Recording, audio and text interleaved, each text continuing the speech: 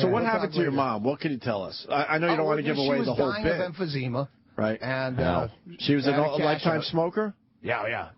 Cool Milds back when they made them, and then generics at the end. Some shitty brand. But yeah, she was drowning in her own fluids. And, had to cash out. But she was sober.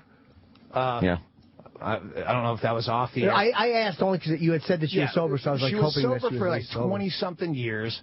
And then somewhere, I think, 2003, 2004, whenever the Man Show was, I found out she had started drinking again. And she hadn't told me. She was hiding it from me. And then I know it was the Man Show. We were doing wraparounds for the Comedy Central, the Commie Awards. Remember they tried to do an award show? Yeah, I do. And we filmed wraparounds on a cruise ship. So I took her on a cruise ship with me.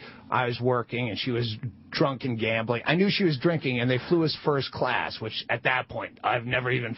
Ooh, first class. Big seats. And they had champagne they'd bring out. Oh. So I like, Ma, you want champagne with me? So she could. I knew she was drinking, but she didn't know I knew. Stop hiding this, please. Yeah. So we got hammered, and it was great, and she just gambled the whole time. A woman who. In real life, I'm too tired to bring my fucking groceries upstairs. But you can gamble for 72 hours straight. Like I've fallen asleep, passed out, blacked out. You're still at the slot machine. You have that. Yeah, it really is an amazing thing when you're gambling. Round the clock. Like cocaine for me. It could just go round the clock. And meanwhile, if I was home, I'd have taken 50 naps already. And but I could sit at a table. If I get on a gambling jag, I'll chew through my cheek like I do when you do coke, and you're just jawing. It has to be the same chemical, dopamine or whatever the fuck it is that your body sends out when it feels good. I can stay up for fucking 4 days just to beat this chink. That'll be a big test if I drink or not at a blackjack table. That'd be tough. Because let me tell you, I've made some pretty good money. Because I was betting a lot, because I was drunk. Right, but that would actually be a good rehab. I've tried to figure out my own rehab. If I wanted to quit everything, jet skis. It boils down to jet skis. Really? I remember in the early days where I could not imagine going more than 15 minutes without a cigarette. That's why I started taking Xanax on planes to sleep for the entire flight. Because you wanted to torture smoke. to not smoke on a flight. Right. But there was a time where I was going through Lake Powell in Arizona on my way to Colorado driving, and I had time to kill, and I rented a jet ski by myself for 2 hours, and I just zipped around. It was great, late. It was fantastic. Yeah. And I go, I never wanted a cigarette once. For 2 hours, I never thought, I got to stop jet skiing. I gotta have a cigarette. Right. And that's the nebulous. If you wanted to quit something and not think about it, well, what is it about jet skiing? Like that whole, what is it about that headspace, and how do you make that into something that you just got jet ski 8 hours a day? Or just make people stay on the water all the time. They smoke and get wet. Or just fucking plan some kind of heist like Heat with Robert De Niro. They didn't. I'm in a shootout with the cops and Kevlar. I need a cigarette. Yeah, you're not thinking about it. You would think that's a time you would want a cigarette. Probably. But they didn't think about that. No. Those guys that actually did the Heat heist in L.A. with the Kevlar helmets That's and an shit. amazing scene. It's fucking fantastic. I need to know how. I bet they were smokers. I need to know how your mom killed herself. Pills. She went with the pills. Yeah, morphine. Wow. I don't want it's one of those stories where you don't want to do the bit, but the bit is the story. Right. I think it's just an interesting story. I'm sure. She knew it was time, and we knew she was going to get to a point. She wouldn't stop smoking. In fact, we had quit smoking for almost a year at that point, and we had a last cigarette with Mother. When she was killing herself. Oh my God! Wait, were you around when she did it? Yeah. I was around. Again, there's legalities where you go, okay, right. Hey, this is a bit, by the way. It's just comedy. Sure. Okay. Yeah, you don't know. Well, let's just say this: were you shocked that she took pills, or maybe did you suspect she was going to kill? Well, no. You have to help some people move. Someone's going to move, and you have a pickup truck. You got to help. someone's your mother, they're going to kill themselves. You have to, like, do some research. I didn't buy her a shotgun. Yeah. You don't want to clean that up. up. The suicide so much as bar back it, because at that point, that's where we were. She had been 4 years sober at the end. She went off, and she again, an ugly drunk. Like, she left a suicide, not even a note, but a Post-it. We moved to Arizona. I said, "Ma, we're going to get settled in. We'll move you out. She can't be in L.A. by herself." She was 63. Her head was around. Her body was failing. She was weak emotionally. So she called up like a month and a half after we moved to Arizona, like warbly, drunk. "I don't take it. I don't want to. I'm a burden. I'm going to kill myself." So we have to drive 9.5 hours to L.A. in the middle of the night, get there in the morning. She had a suicide Post-it. "Doug," I still have it. "Doug, pain is too much." Wow. Not even a whole letter. Wow. So we get her out there. So she rehabbed, but when she was going to kill herself, I'm going, "You're not going to do this sober, right? That's dumb. You're ready to make this choice. I'll tie one on." That. She's fucking drowning alive. How did she tell you she was going to kill herself? Was it a phone call? No, it was. We know what's going to happen. She's either going to die or kill herself. Because she'd been life flighted to Tucson twice, where they put a suction thing into your lungs. Yeah. She was so addicted to painkillers at that point that when I went to see her, one time we had to fly back from Costa Rica. They go, "Your mom's been life flighted the first time," and I went to see her at TMC, and she's got the thing down in her lungs. She can't talk. There's a tube in her fucking mouth, and she writes down Vicodin. And I'm like, "What am I going to put him in the tube?" And she nods. Like, that's not really an option. Wow. Holy fuck. And she was not a stupid. You've met my mother. Yeah, she was lovely. Yeah, she was in Vail the first time you met her. She's a fucking crazy truck driver mouth. Everyone thought she's adorable. "Oh, your mother swears like a truck driver." It's adorable. I remember a fucking quote from her at Vail, and I think you were at the table. She always called you, "He's like my son." I told him one time, "Yeah, Ma, it's like he doesn't remember you." That was fucking 15 years ago. Wow. "Oh, James Inman, he's like my son." "Yes, Ma." You and I shared a room, and you had all of your possessions. That's my most defining memory of Doug is Doug with all of his possessions on his bed. Like, he wouldn't put anything. I didn't have a home. I lived out of my car. So, yeah, you bring your shit in. It's just bring it in indoors. But not even in the drawers. Yeah, it was just all laid out. Yeah. Wow, that is a 95. That's a fascinating story with your mom. That's amazing. And then you guys were around that actual day, or? Yeah.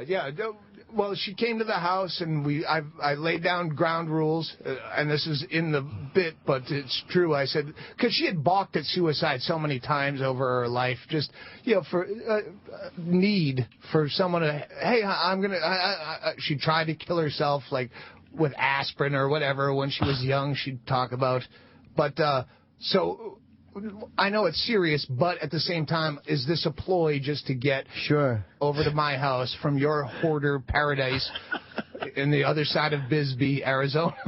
And so I said, if you're going to kill yourself for real, you can't do it Sunday or Monday because that's football. It's an actual conversation. If you can call your own time to leave this fucking world, you don't do it during someone else's party on purpose just to be a dick. Right. And you have to do it 2 weeks from now because that's when my manager is coming down and he has no sense of humor about, "Oh, your mother's going to kill yourself." So I gave her a time period. Otherwise, you go back to...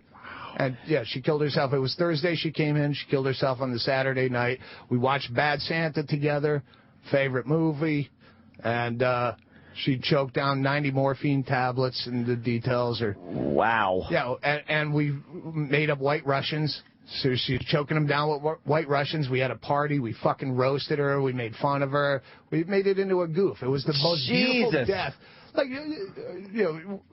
Ma, wait, they found a cure. It's one of the jokes, but it was an actual quote. Holy she's like giving us the finger, like laughing. Holy shit, I'm blown away. Between I was a bad mother and then just laughing, and it was What did you think the minute that she shut down? Like when she finally closed her eyes and you knew it was done? Well, it's funny because we kind of shut down before she did completely. Oh, you passed out at a fucking 83-pound, 63-year-old woman fucking drank us under the table. where she was gone, but she was still breathing. And right. And then we start playing music, which she hated music, but she's not there. She's not bitching about it. She's too far gone. So we crank up some Counting Crows. Fuck you, I like them. You do like the Counting Crows, yes. Huh? And then we just like then who do you call? There's so many questions here. I don't know what you want to talk about. The saddest part is my mother at 63 had pushed so many. We called my brother while she was doing it so she could say goodbye. He knows it's going to happen. Well, okay, it's actually happening. She calls my brother, goodbye, and there was no one else to call. She pushed so many people out of her life by being such a miserablist that there was nobody. How are you 63 years old and you die? And there was no obituary or gravestone. We gave her body to science, whatever fucking institution has the program where you don't have, because I'm not fucking burying someone. It's dumb.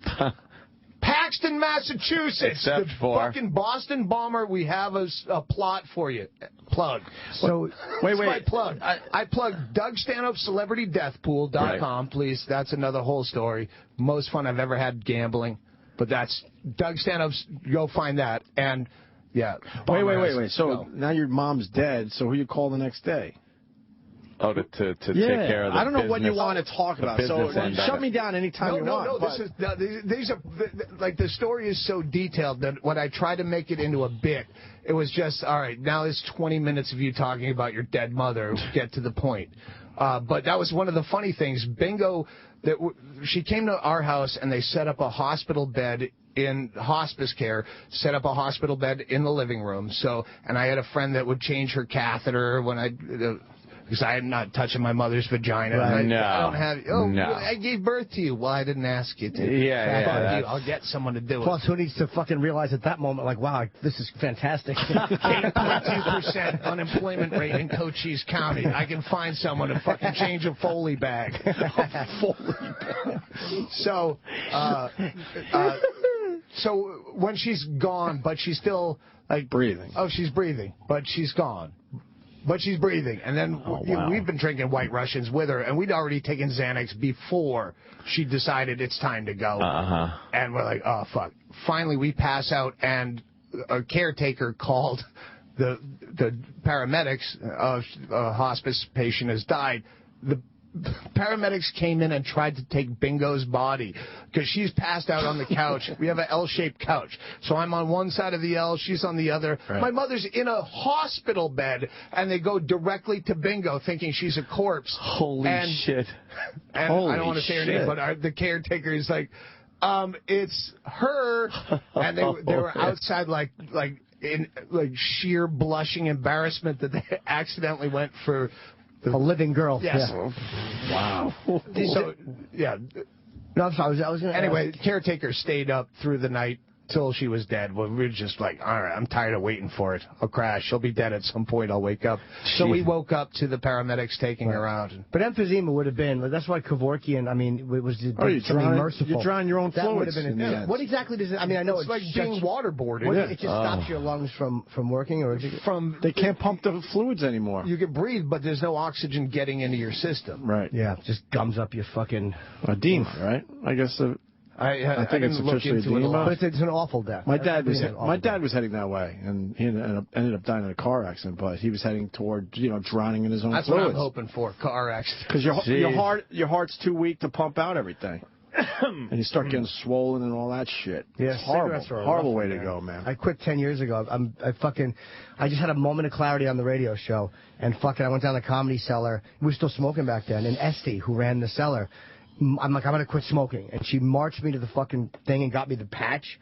And for some reason, I did it the way the patch suggested over 21 days, and it worked. Like, I just drank a lot of fucking water, and I put some weight on, but I'm fucking really happy. You're really good at following directions. Sometimes, you know what? With some things I really am. With other things, I've been absolutely atrocious. The things I followed directions on, miraculously, they worked. And I stopped doing the things I did it my way. Well, I'm still spending, fucking $3,000 a week on fucking burgers. Ugh, dude. No directions with that.